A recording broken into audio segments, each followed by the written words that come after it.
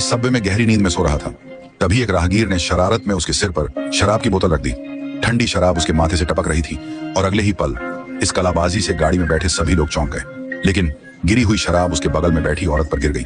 Peter ने अचानक उसे पहुंचने के लिए हाथ बढ़ाया तो पाया कि उसका हाथ उसके कपड़ों से चिपक गया है। पास में खड़े एक बुजुर्ग आदमी ने इसे गलत हमला समझकर उसे धक्का दे दिया, जिससे तुरंत अजीब स्थिति और बढ़ गई। पीटर ने जल्दी से माफी मांगी, लेकिन फिर पाया कि उसका हाथ रेलिंग से चिपका हुआ है। गुस्से में बूढ़ा आदमी बिना कुछ कहे उस पर झपटा, लेकिन पीटर ने अचानक एक तेज बचने वाली लात मारी, जिससे बूढ़ा आदमी जमीन पर गिर गया।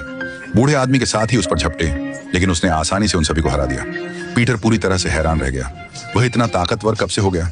बहुत पसीना बहाते हुए वह मुड़ा और घर भागा, लेकिन घर पहुंचते ही अजीब चीजें होने लगी। उसने तुरंत हवा में एक मक्खी पकड़ ली और अंडे की सफेदी के लिए उसे बहुत ज्यादा भूख भी लग गई। खुशकिस्मती से मे को कुछ गड़बड़ महसूस हो गई और उसने उसे समय रहते रोक दिया। अपने कमरे में वापस आकर पीटर ने देखा कि उसकी गर्दन के चारों ओर एक मकड़ी का जाला लिपटा हुआ है। उसने जोर से खींचा और एक बहुत जहरीली मकड़ी निकाली। उसे अचानक याद आया कि कुछ दिन पहले लैब में इंटर्नशिप करते समय उसे किसी चीज ने काटा था। पता चला कि यह म्यूटेटेड मकड़ी ही दोषी थी। डर के मारे उसने जल्दी से अपना कंप्यूटर चालू किया ताकि मकड़ी के काटने के नतीजों का पता लगा सके, लेकिन इससे पहले कि वह ज्यादा देर तक खोज पाता, कीबोर्ड की सभी कीज उसकी उंगलियों में चिपक गई। पीटर ने सोचा कि रात की नींद के बाद सब ठीक हो जाएगा, लेकिन अगले दिन चाहे वह अलार्म घड़ी बंद कर रहा हो या टूथपेस्ट दबा रहा हो, उसके आसपास की हर चीज कागज की तरह नाजुक लग रही थी। इसके अलावा वह अपने आसपास की छोटी छोटी हरकतों और संभावित खतरों को भी महसूस कर सकता था। उस दिन पीटर स्कूल पहुंचा और अचानक स्कूल के उस गुंडे से टकरा गया जिसने पहले उसे परेशान किया था। अब चश्मा पहनने वाली लड़की को धमका रहा था। एक आसान से कदम से उसने आते हुए बास्केटबॉल को पकड़ लिया। अपनी मकड़ी जैसी सुपर पावर की वजह से उसने उस गुंडे को सबक सिखाने का पक्का इरादा कर लिया था। गुंडे ने बॉल को छुआ तक नहीं, पीटर ने उसे पूरी तरह हरा दिया। फिर पीटर हाथ में बॉल लेकर आगे बढ़ा और बिना कूदे ही बॉल को हूप में पटक दिया।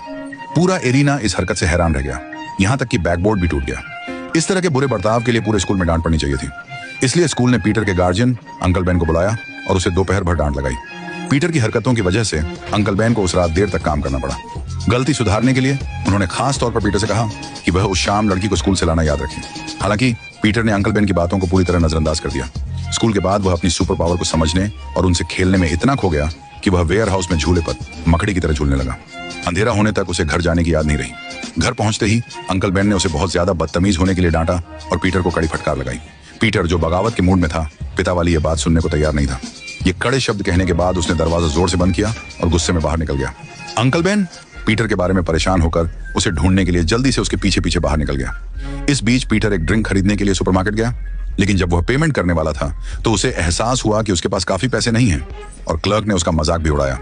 जैसे ही पीटर निकलने वाला था, उसने एक लुटेरे को क्लर्क के पैसे चुराकर भागते हुए देखा। क्लर्क भागकर बाहर आया और पीटर से मदद की गुहार लगाई, लेकिन पीटर ने शांति से जवाब दिया। अचानक लुटेरे के भागने का रास्ता उसे सीधे अंकल बेन की जगह पर ले गया। अंकल बेन ने अचानक लुटेरे को रोक दिया, लेकिन लुटेरे ने उसे बेरहमी से गोली मार दी और वह जमीन पर गिर गया। खतरे को भांपकर पीटर दौड़कर वहां गया और उसने अपने अंकल बेन को खून से लथपथ देखा। पीटर का दिल बैठ गया। वो खुद को बहुत ज्यादा दोषी मानने और पछतावे से भर गया। उसने इनडायरेक्टली अंकल बेन की मौत की वजह बनी थी, एक ऐसा जख्म जिसे वह कभी मिटा नहीं सकता था। बाद में पुलिस इन्वेस्टिगेशन से उसे पता चला कि लुटेरा एक लंबे बालों वाला आदमी था जिसके बाएं हाथ पर स्टार का टैटू था। वही लुटेरा जिसे पीटर ने सुपरमार्केट में छोड़ा था। पीटर ने चुपके से कातिल से खून से बदला लेने की कसम खाई।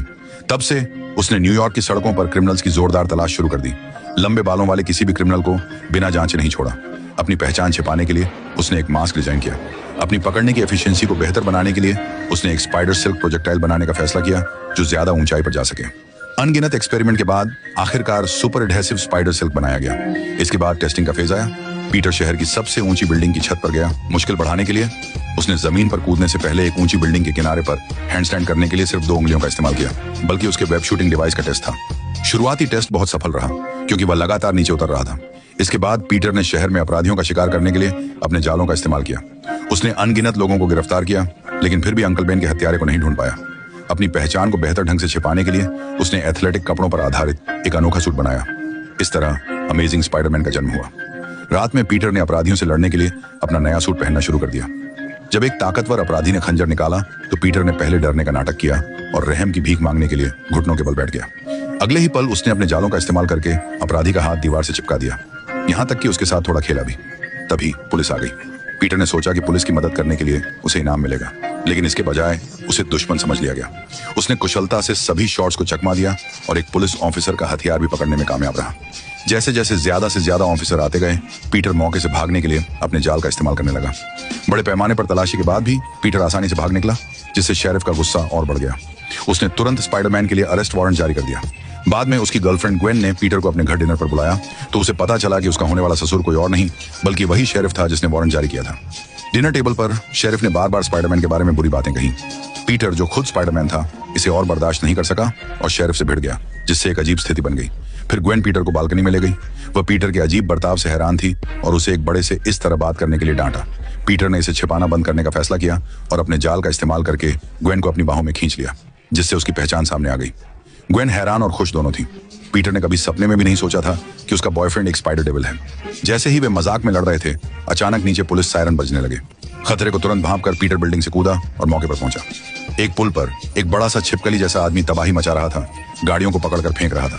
पीटर तेजी से वहां पहुंचा, छिपकली जैसे आदमी को लात मारकर भगा दिया और अपनी मकड़ी जैसी रेशमी चीज से गिरती गाड़ियों को ऊपर उठाया।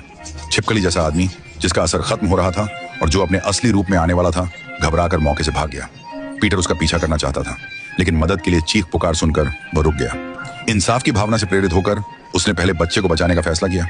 पीटर ने कार की पिछली खिड़की खोली और देखा कि अंदर एक बच्चा फंसा हुआ है। बच्चे से मदद मांगने के लिए पीटर ने अपना हुड हटाया और बच्चे की तरफ फेंका।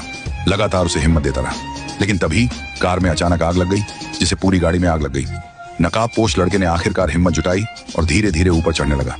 जैसे ही कार डूबने वाली थी, पीटर ने लड़के को बचाने के लिए अपने जाले का इस्तेमाल किया। उस पल से पीटर को सच में एक हीरो का फर्ज समझ में आया। अपनी सुपर पावर का इस्तेमाल सिर्फ बदला लेने के लिए नहीं, बल्कि जरूरतमंदों की मदद के लिए भी करना चाहिए। अगले दिन पीटर डॉक्टर कॉनर्स की लैब में गया और अचानक उसे डॉक्टर की असली पहचान पता चली।